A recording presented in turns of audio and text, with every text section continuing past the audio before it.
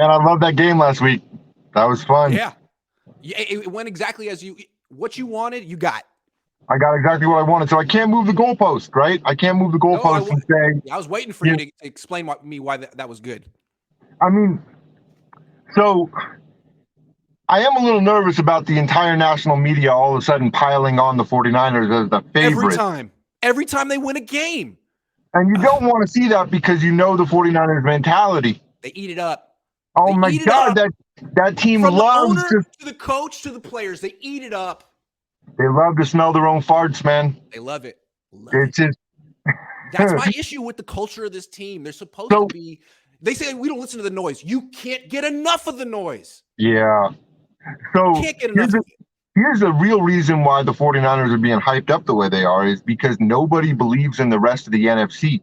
Fair. The rest of the NFC is fugazi. I mean, from week to week, those are some really flawed teams you've got in the NFC. You got the Vikings. The Eagles haven't looked good for 3 weeks. The Eagles haven't looked good for 3 weeks, and the Eagles benefited from a ridiculous turnover differential in the first 6 weeks of the season. Of course, you're going to blow out teams when you got a plus 20 differential through week 7. Like that's the kind of team that could go 15-2 and lose in the first round. I'm just saying the Niners are the kind of team that could go 13-4 and lose in the first round. The Eagles are the kind of team that could. The Eagles are the kind of team that could have everything go sideways, get blown out in one game, get punched in the jaw, find out they have a glass jaw, and never show up again. Right? Like that's why nobody believes in any of these teams. Everybody's seen the Niners in the playoffs. Everybody's seen how physical and tough that defense is.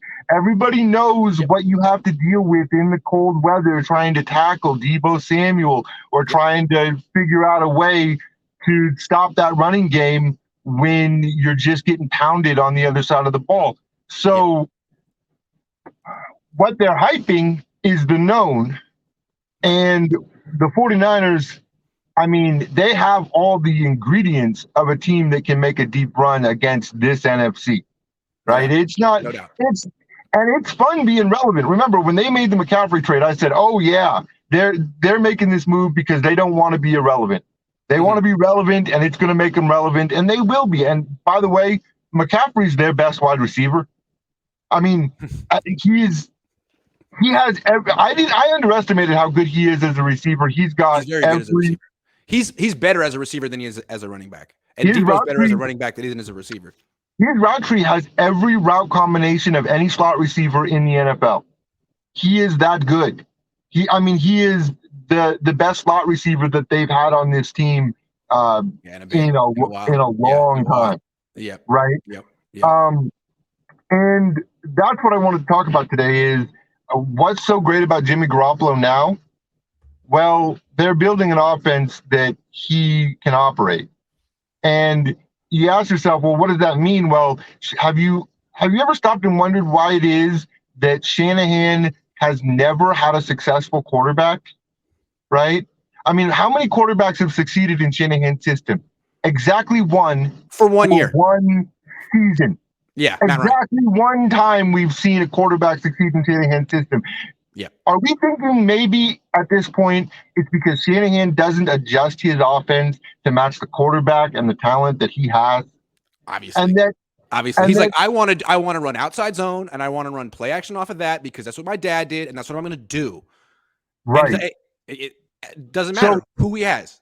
Yeah. So was that McCaffrey trade for Shanahan, or was that McCaffrey trade for Jimmy Garoppolo? Was that finally the acceptance that, hey, we're going to run the Jimmy Garoppolo offense this year because we want to win football games? Because have you ever seen a team that is more like Super Bowl or bust than this 49ers? Because look at the future. What does the future hold for this team if they don't pull it together this year? Hey, look at the Rams right now. That could be the Niners in a year or two. Absolutely. Yeah. Absolutely. So it's this year or you don't know what you got. Or you tear it down and build around Trey in the future. That's, you know what I mean? It's like, could be that. Right. So now finally they're going, okay, well, we're going to give Jimmy Garoppolo every opportunity to succeed. Right. And that's a John Lynch move. Right. So if you look at the history of the 49ers under John Lynch and Kyle Shanahan, all of the big moves have been, for Kyle Shanahan's weapons, right?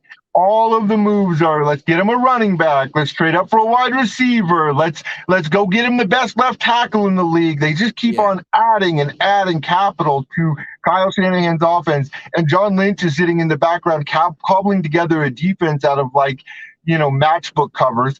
And it's number one defense in the league. And why? Because John Lynch. Let me come back to McCaffrey. You asked, did they bring him in for Jimmy or for Kyle? I think they brought him in for Kyle. I think what Kyle was thinking was, I want to run outside zone. I want to get to the edge. Jeff Wilson can't get there. He's an inside zone runner. Elijah Mitchell can't get there.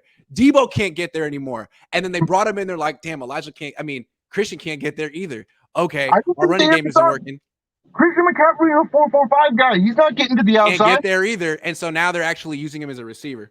I don't know. I think they figured it out on the fly. I don't think so. I think that no one looked at Christian McCaffrey.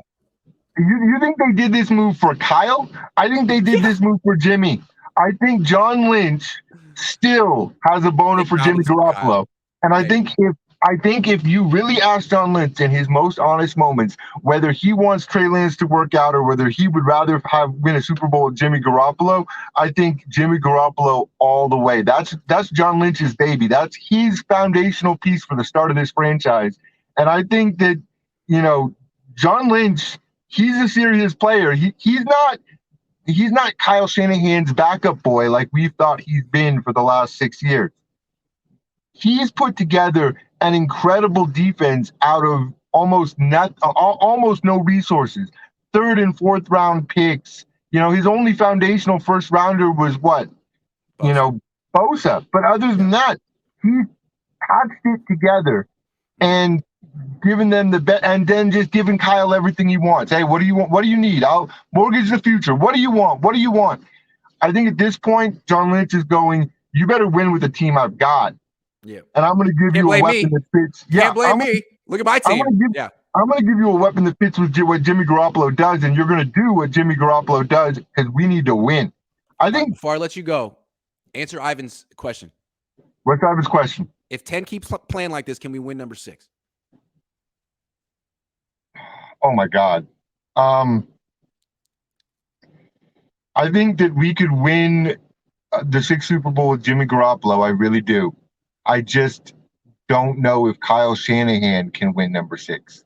I don't think that you can win a Super Bowl with a coach that doesn't like the quarterback that he has, that doesn't fundamentally want the quarterback that he has. I think Kyle's trusting him now. Will Kyle trust him in January? When Jimmy throws one interceptable pass in the first playoff game, what's Kyle going to do? Because we saw what happened in 2019. Jimmy threw one pass against Minnesota. It was like, oh, that's it. Well, we're running the ball the rest of the time. Yeah, if they do that, if they shell up because they lose confidence in Jimmy Garoppolo, then they're going to, it's over. I mean, he has to take them there because every team that wins a Super Bowl, their quarterback takes them there. You got to give him a chance, yeah. But you can't take the ball out of his hands and then expect that you're still going to get it done. Yeah, it's like they took the ball out of his hands for weeks at the end of 2019. Then in the 4th quarter, they're like, hey, Jimmy, hit this long shot to Emmanuel. What? Good luck. What quarterback hits that pass when when everybody on the team is screaming that they have no confidence in him? What quarterback makes that pass? That's like asking a basketball player to hit a 3 at the buzzer when you haven't let him shoot a 3 all year. It's like, good luck, dude. Yeah, you killed his confidence and now you need him to hit it. Josh, great stuff, dude. Have a good one, man.